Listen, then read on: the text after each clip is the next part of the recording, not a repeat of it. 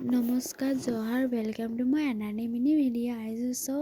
মই আজি ৰাতিপুৱা শুই উঠি এইফালে কাম লৈছোঁৱেই। নিজৰ ৰুমখিনি চাফা নকৰিলে নিজকে ভাল নালাগে। সেইবোৰ কৰি লৈছোঁ, কৰি মেলি আৰু আপোনালোকক দেখাই আছোঁ দেই। আপোনালোকে মোক বেয়া পাইছে হয় নাই, ভাবিছে মাইনা কি হ'ল এতিয়া ভিডিঅ'ই বনা নহ'লে।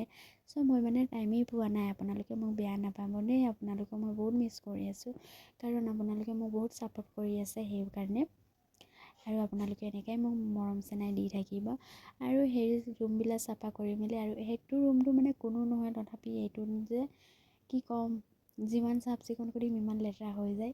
এতিয়া মই পটাপট লৈছোঁ কামবোৰ শেষ কৰিম বুলি, কিন্তু শেষে হোৱা নাই। যিমান কাম কৰিছোঁ ইমান এটা কাম বাঢ়ি গৈছে দেই। মোৰ মানে এটা সলি গ'লে এটা হয়েই।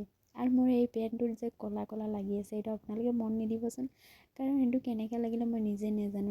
ফাইনেলি মই কাম কৰি চাফা হৈ গ'ল আৰু চাফ চিকুণ কৰি ল'লে নিজকে ভাল লাগে, কাৰণ ৰাতিপুৱা বহুত কাম থাকে। আৰু সেইটো আপোনালোকে চাই আছে বাৰু কাৰ্টুনত কি সোমাই থৈছে, কাৰণ মোৰ কাপোৰ চিলাই মেচিনৰ বহুত কাপোৰ থাকে, সেইকাৰণে মোৰ সময় নাথাকে য'ত ত'ত ৰাখি দিওঁ। সেইকাৰণে মায়ে মোক বহুত গালি পাৰি থাকে যে তুমি ক'ত ৰাখি দিয়া বোলো, সৰু বস্তুবোৰ হেৰাই গ'লে মাৰি লছ হ'ব বুলি।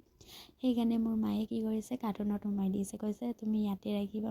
মই ক'লোঁ ভালে কৰিলা মা, আপুনি তাত থৈ দিছা বুলি। আৰু ফাইনেলি মোৰ চব ৰুমবোৰ চাফ চিকুণ কৰিলোঁ, গোটেইখিনি হৈ গ'ল চাফ চিকুণ কৰা। আৰু এতিয়া মই বাচন ওলাইছোঁ ধুবলৈ, কাৰণ মই চাফ চিকুণ কৰি লওঁ ঘৰবিলাক, তেতিয়াহে মই বাচনকেইটা ধুওঁ, কাৰণ নিজেও চাফ চিকুণ হৈ যায় হাত চাত। আৰু এইপিনে মই বাচনকেইটা ধুই মেলি কাঁহী বাতি থৈ দিছোঁ। আৰু আপোনালোকে মোৰ ভিডিঅ'বোৰ ক'ৰ পৰা চাই কমেণ্টত জনাব দেই। আৰু আপোনালোকে মোক ইমান মৰম চেনেহ দি থাকে, তাই কাৰণে দিছে থাকি। আৰু আপোনালোকে যে সুধি থাকে তুমি আদিবাসীত গ'লে বৰ বেছি ভাল লাগে, তাই কাৰণেও থেংক ইউ। আৰু মই এতিয়া ফ্ৰেছ হৈ লওঁ, কাৰণ গা চা ধুই মেলি ফ্ৰেছ হৈ মেলি আপোনালোকক দেখাই আছোঁ।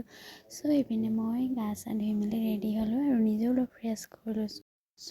ওদিকে যে দেখা পাচ্ছি কাপড়গুলো ওগুলো তোরা কি বলবো, বহুত দুখিয়া শ্রেণীর মানুষ লাগি আমরা, ইমান গরিব দুঃখী এটা কি বলবো, একটা আলনা দিতেলে নাই পারছি ঘরে, কিন্তু বহুত প্রবলেম হয়ে থাকে। একটা বাগানিয়া কাম ওটাই চলি, আৰু এদিকে বহুত মানে কষ্ট হয়। সেইকাৰণে মানে জনগিলা আহি ওগিলাই খোঁজ থাকি, আৰু যখন মই নিজেই মানে বিজনেস কৰবো, নিজেৰ ঘৰে নিজে উঠবো, তখনই মই এগুলো বস্তু লিব।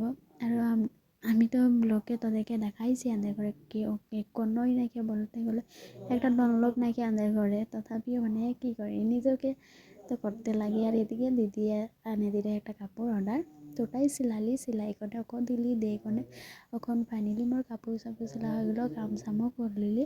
আর আমাকে কীরকম লাগছে তোরা সাপোর্ট করবি, আমি আগুয়াই যাব বলে ওটাই আমি আশা করছি। আর তোরা এরকমই মরম চেনেহ আমাকে দিয়ে থাকিবি।